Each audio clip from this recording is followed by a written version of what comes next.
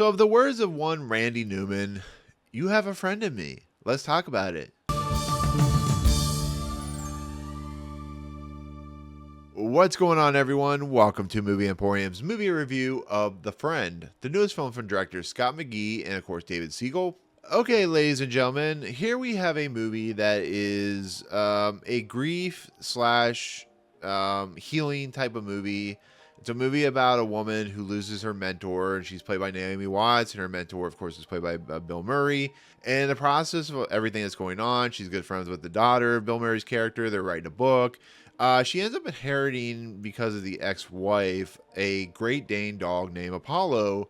And because the dog is Bill Murray's good friend dog who he took care of, the dog is dealing with the same, in essence, the dog ways of the situation that Naomi Watts' character is dealing with, which is grief and heartache and getting past the nature of losing someone that you care about. And so this movie, in a nutshell, is about how we as individuals and even animals deal with finding a way to get past the nature of, heartbreak and heartache and, the grief-stricken nature of losing someone that's important to you, and what happens when two individuals from, the animal side and the human side find the same coexistent nature of dealing with that situation and how they work with one another. But because it's a Great Dane, you have to throw in some, issues with, like, the Great Dane can't stay at the apartment that the character Naomi Watts is playing because there are no dogs allowed. And it basically becomes a movie about, the nature of, like, what one character does and the affecting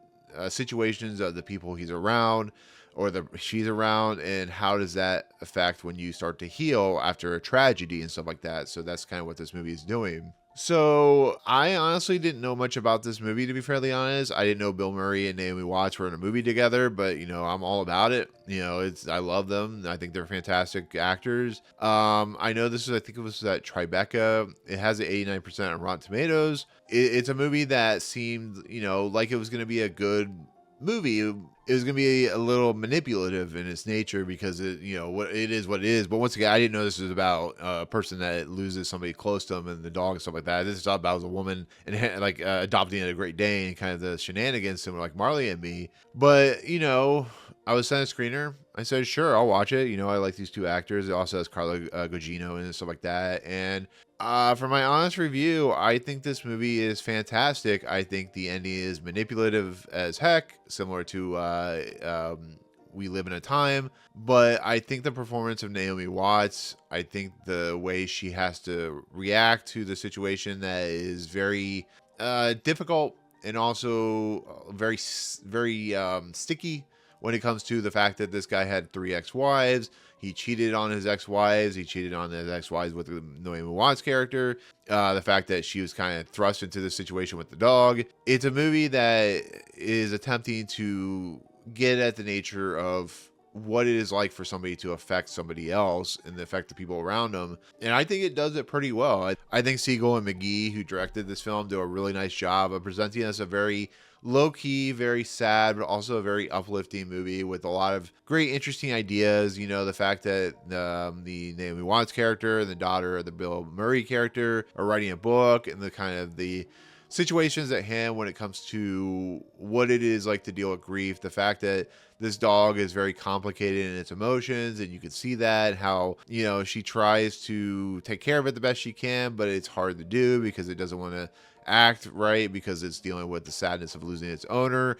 The fact that, she has to put on a front, and then she's dealing with stuff at school with the teacher, teaching the kids and watching that situation play out. There's a lot of stuff in here that hits pretty hard, especially if you lost a loved one, which we all have at some point or going to at some point, because healing is a rough part of trying to get past the situation, losing a mother or a brother or a good friend. You get to a point where you can't talk to them anymore because they're just not around, and watching this woman and the fact that she has to have this gigantic dog now, it's a really cathartic movie in a lot of respects. And I give a lot of credit to everybody involved because this movie could be very sappy. It could be very Marley and Me, which I found really kind of crass in a lot of respects. I felt really was manipulative, and We Live in a Time was the same way. It just this movie, I feel, skirts that edge, and I think it's because of how good Naomi Watts is in the movie. I think she's a very talented actress, and I think she does a really fantastic job. And Bill Murray, who's in a limited amount of screen time in this movie, really hovers over, his character really hovers over what this movie is trying to do. So when you see the ex-wife, when you see the current wife who just lost the husband, or you see the ex-wife, the Carla Gugino character, or the really snobbish other lady who was an ex-wife, there is a lot of like, back and forth and like what a human being can do to a person and what he can do to the people around him. And I found that really kind of captivating in a lot of respects.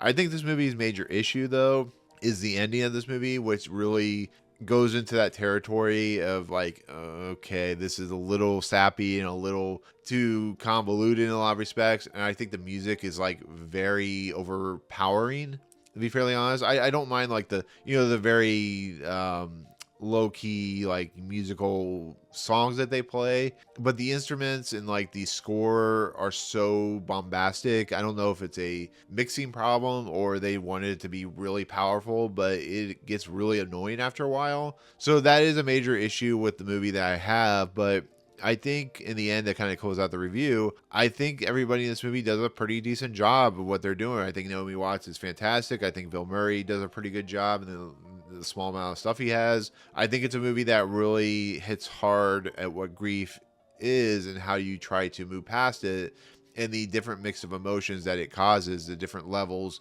that you have to go through to deal with it. And I think, watching this dog kind of, get close to the Naomi Watts character and just how that interacts together, I think the movie is a really good movie, to be fairly honest. Is it one of the best movies I've seen this year? It remains to be seen how good this year is, but I think it's definitely worth a watch if you like movies that have, good messages to them. Just know going in that the score is really bombastic and really kind of like unsettling in a lot of respects. But I think overall, I think The Friend is really worth a watch if you're interested. So check it out. It's definitely worth a watch if you have any interest. And that'll be my review of The Friend. Thank you so much for watching. Comments below. Are you interested in seeing this movie? Do you even know about this movie? What is your favorite movie about loss and grief? Is it like My Girl or something like that? Let me know in the comments.